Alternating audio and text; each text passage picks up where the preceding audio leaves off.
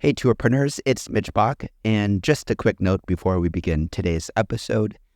Tourpreneur is currently sponsored by Google. We're thankful for their support of our community, and we are offering with them a completely free course helping you unlock the power and potential of Google's Things to Do program, which is specifically helping tour operators add their tours to Google in new ways that gives you new exposure and more direct bookings.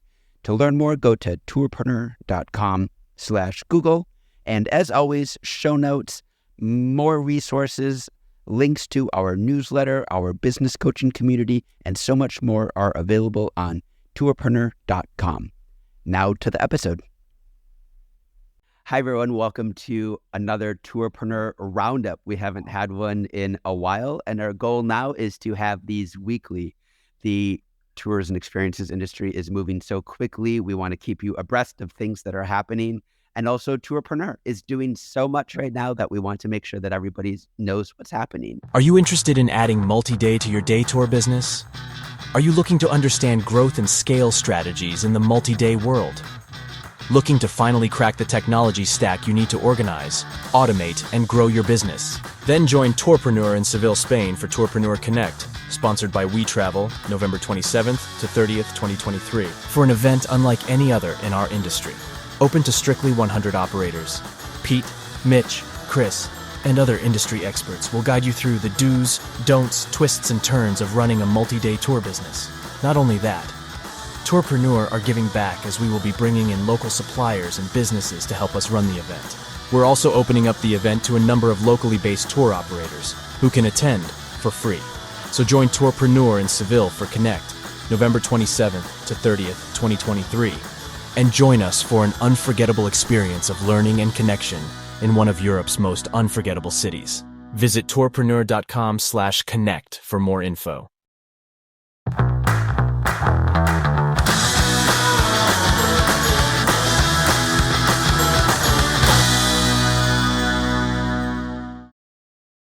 I am here with my fellow partners in Tourpreneur, Chris, Peter, Nikki, welcome.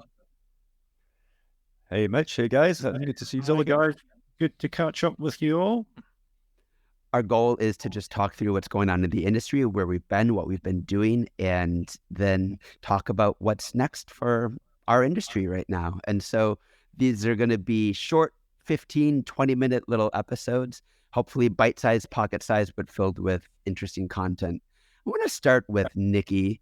Nikki, you just got back from Puerto Rico, where you hosted a Tourpreneur meetup at a fantastic conference. Could you tell us about where you've been, what you've been up to? I did. We threw a Tourpreneur shindig down at the Women in Travel Summit in Puerto Rico. It was amazing. It was the better party, I think. No offense to the other one. We had a really cool local bar, and it was just packed with people, and I was very stressed about us fitting. The RSVPs are like through the roof, and then I showed up, the bartender was like, oh, whatever, it's Puerto Rico. So everyone came in, we had a really good time, and there were so many Tourpreneurs there, so many, and people who kind of showed up and like, I'm in the Facebook group, and it was amazing. I met Kelly from Travel If You. She does group trips down in Mexico. I met Christine from Girl Traveler. She's a solo travel and food host, but she's starting to run multi-day in Pakistan. And all people were already in the group and kind of said, yeah, we come in and we anonymously ask questions, and all of them were there as content creators. And the whole summit was about content creators, and it was a lot of education, but a lot around tours. They're all making tours, and that was fascinating. Nikki, this is a constant subject in the Facebook group, this kind of world of influencers, creators making trips. I'm wondering what you think, for example, tour operators have to learn from this crowd, or how can they better work together? We have such complementary skills, these two groups. Tour operators are always asking about marketing, always asking about getting in front of an audience. And these content creators have huge audiences. They're simply making tours because they have an audience asking to go and travel with them. So they have the audience built in. And they're also incredible at marketing. They really know what they're doing. They're running very successful businesses, and trips are just an add-on. So I just feel like between the two of them, it's such a complementary pairing. And all of these content creators, they are looking for local operators. So many of them are looking to get into it. They're not sure how to do it. They're like, well, I could do it myself. A lot of them are booking hotels. They're booking transportation on the ground. And when I would bring up, oh, you could work with a local operator, they would always say, well, how do I find someone? How do I find someone who has the same values as I do? How do I find someone who I know is going to work with me because I'm not a huge company? They're all looking to meet tour operators. This is such a quickly growing and evolving kind of segment of travel. And I think it's a really interesting space to watch for our sort of sliver of experience creators and the way in which that relationship can evolve and benefit both parties. Thanks, Nikki. Pete, Chris, and I just got back from connecting in Scotland in person. When things happen in person, they seem to just go places you never thought they'd went, and you learn new things. For example, I learned Chris Torres is a phenomenal cook. But beyond that, Chris, what did we cover and do in Scotland during our time together? Yeah, as you alluded to, when we all get together in person, we come up with ideas so quickly. We literally implement them as soon as the ideas come into our head. So it's we just get stuff done, as we say. So yeah, from that, in fact, the very place we were staying in and the hotel next door, we're hiring that out for the Scottish Huddle. So we're going to be doing that. So that we basically just looked at the place and thought this would be ideal for a huddle. We're in the middle of in the middle of nowhere, but near a really nice loch, and it's just stunning scenery. So it's going to make for a great huddle. And then from that was obviously we started talking more about bigger huddles, and then that evolved into events, and then all of a sudden we launched Seville. So it just all happened within like 24 hours.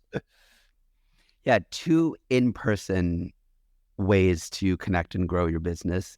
Our huddles seem to become very in demand, world famous, because they're incredible mixes of experiences, connecting with other operators, and then just getting the chance in a small group of 12 operators to dive really deep. And you're right, we were sitting around with pints of things, looking at this charming little cottage on the side of a loch, trying to decide where to host our huddle. And it dawned on us, why not host it here? And we went around to the front desk of the hotel there and booked out the place, and presto changeo, now we're hosting a retreat there. It's going to be phenomenal. It's from October 13th to the 16th, but that's just the beginning. We thought, it's really hard to do these sort of retreats at a scale of 12 people and welcome everybody we can to this style of experiential learning.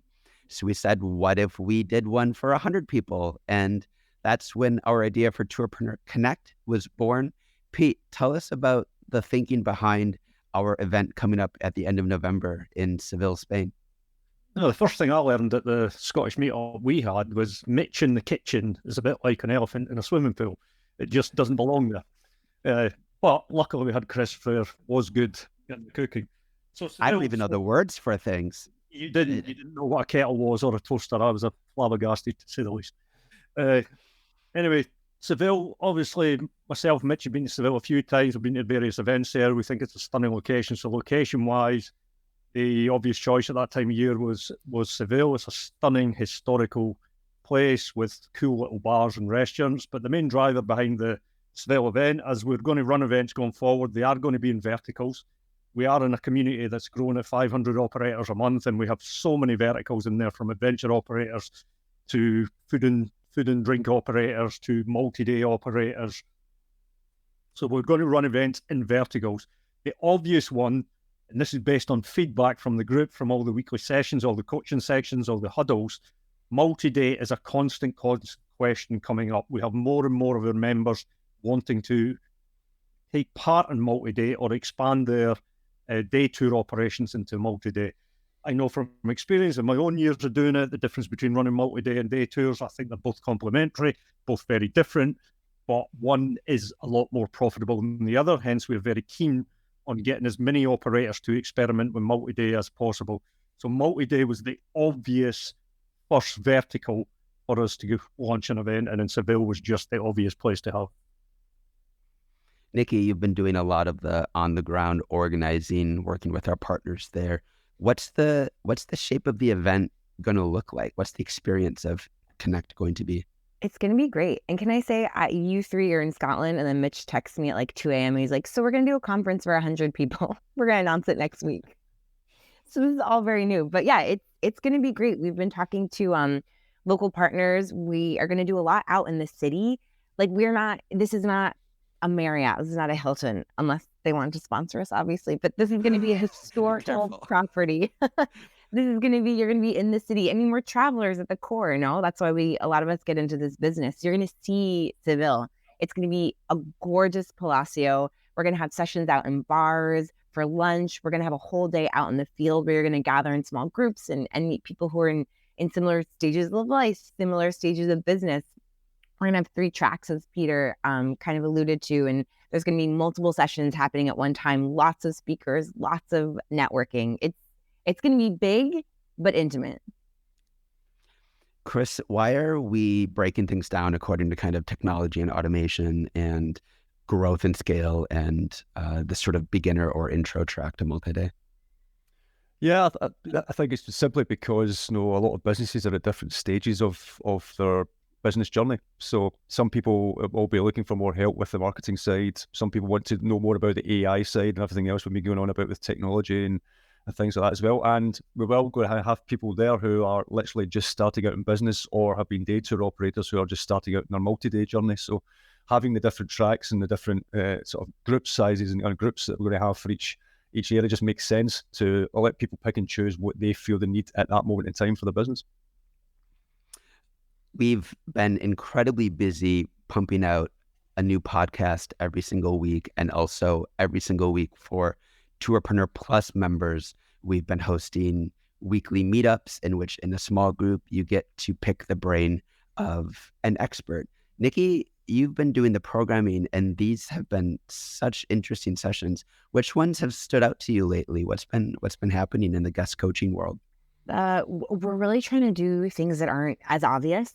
So we did, for example, podcasting was really interesting. I love Danielle. I've heard her speak before, and she's actually going to do a course for us now because there was so much we could have gone into. We've done mental health for entrepreneurs, which is really, really great. And that one felt like a therapy session. We're going to do, very specific. We're going to have one coming up on how to tap into the 60 plus female solo traveling market. We're going to have one on content creators, obviously coming out of the Women in Travel Summit. We're going to have someone come and kind of say, okay, here's how to work with us. So I'm really trying to pull people that aren't within the sphere of the average tour operator. They've been so cool. I've been watching them religiously in our video library, and they're available to anyone out there for the low price of a few cups of coffee a month. Give up a frappuccino and come and grow your business and get inspired, get the connection.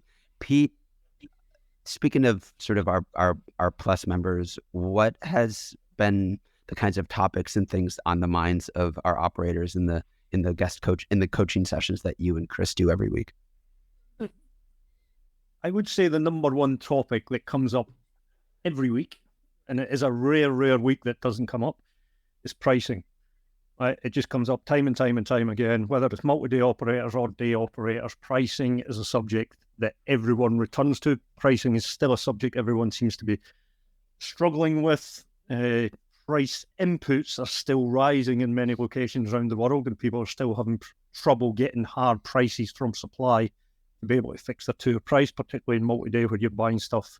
And so pricing is definitely the number one subject. I would suggest marketing always comes up, distribution always comes up, technology always comes up, be that simple reservation systems or selecting reservation systems, or obviously today we're all in a world of new AI tools.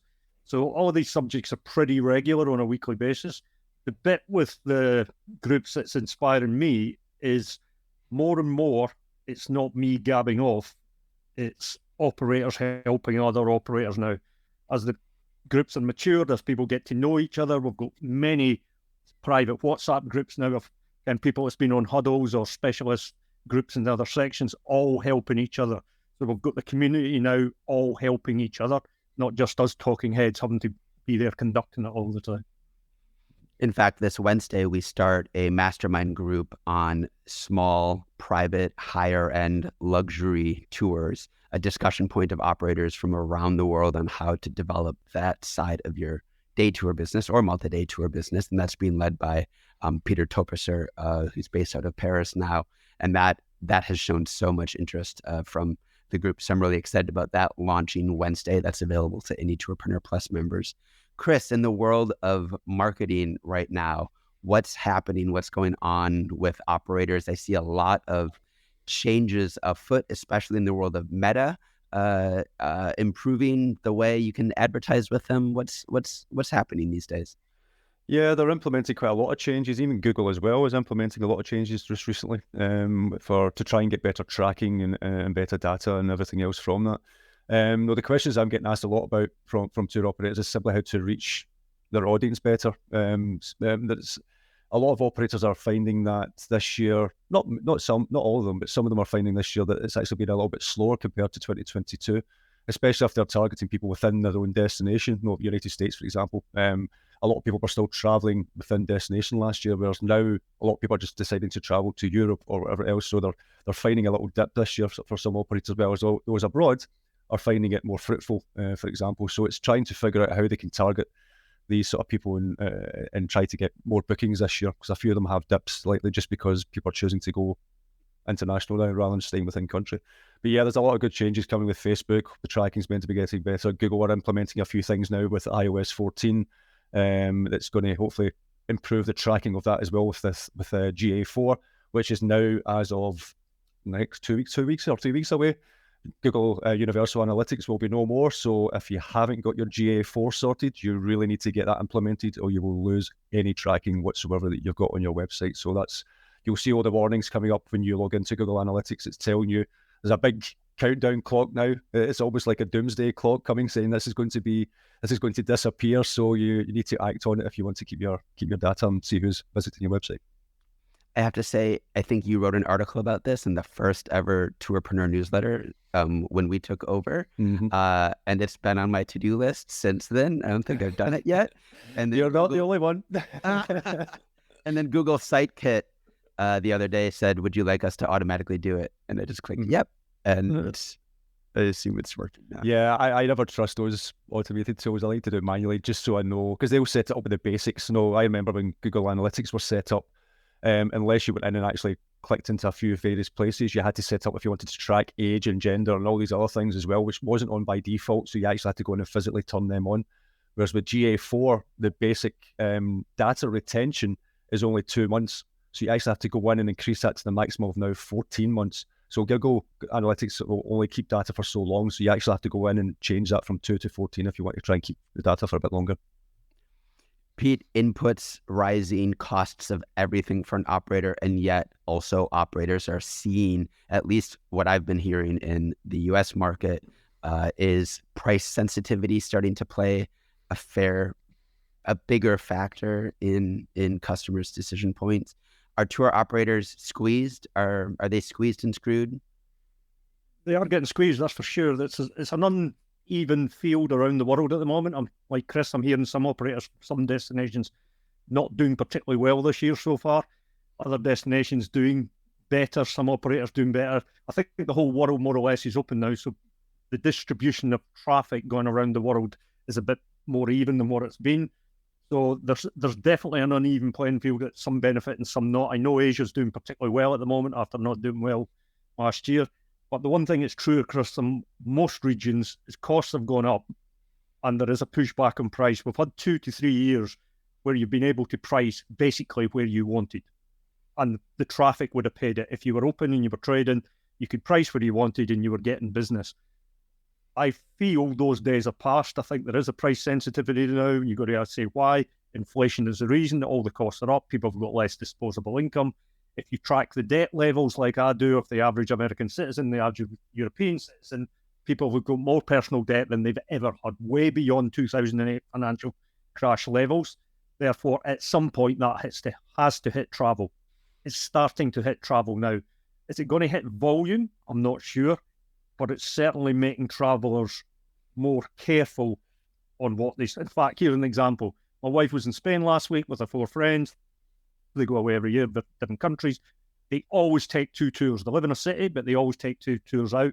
They always do the round bus thing to get their bearings in whatever city they're in. They always take 2 tours. This year, they still did the bus round the city, found all the venues they wanted to go to. They did not take 2 tours out. Price was the deciding factor on it. They found the prices higher than what they were willing to pay. And these are people who are not necessarily counting every penny. Right? These are people who can do more or less what they want, but they were still price sensitive because everything in life is going up in price. That's why I've Nikki, actually seen quite a few operators sort of now trying to switch more into not luxury, but more sort of higher end customers who do have a little bit more disposable income, just purely for the fact that because of the cost of living crisis in a lot of destinations across the world, energy and everything else, ones who would normally book out tours during a trip just can't afford to anymore, or even take a trip, so they're trying to target a little bit higher income. So come join our luxury private high-end mastermind on this very topic. Nikki, I'm going to give you the final word since you have just come back from a week of inspiration. Some takeaway that a tour operator can think about or focus on as they continue to work on their business that sort of was a light bulb that dinged in your head. I think that there's a huge potential for repeat travelers. And I think in our world, we think of people they come to a destination once and they never come again. And it was so interesting to see this community that has constant repeat travelers. They have mailing lists of 100 people and they're booking out multiple tours per year based on that one mailing list. So I think don't underestimate the power of interesting stories of interesting places, having a nice portfolio that has a bit of variety, partnering with other companies. You can actually get a lot more value out of your customers. Thank you all for joining us, for keeping this under the 20-minute mark. And for anything else, anything more, show notes, podcasts, everything else, just go to tourpreneur.com. Did you know Tourpreneur also has a Facebook community of over 7,000 tour operators? If you are not a member, then search for Tourpreneur on Facebook and join a thriving community of tour operators and other travel professionals, all of whom learn from each other as well as from Chris, Mitch, Pete, and many other industry experts. By becoming a member, you will be notified first of any events, meetups, and exclusive content. Join the Tourpreneur community today. Facebook.com/group/Tourpreneur.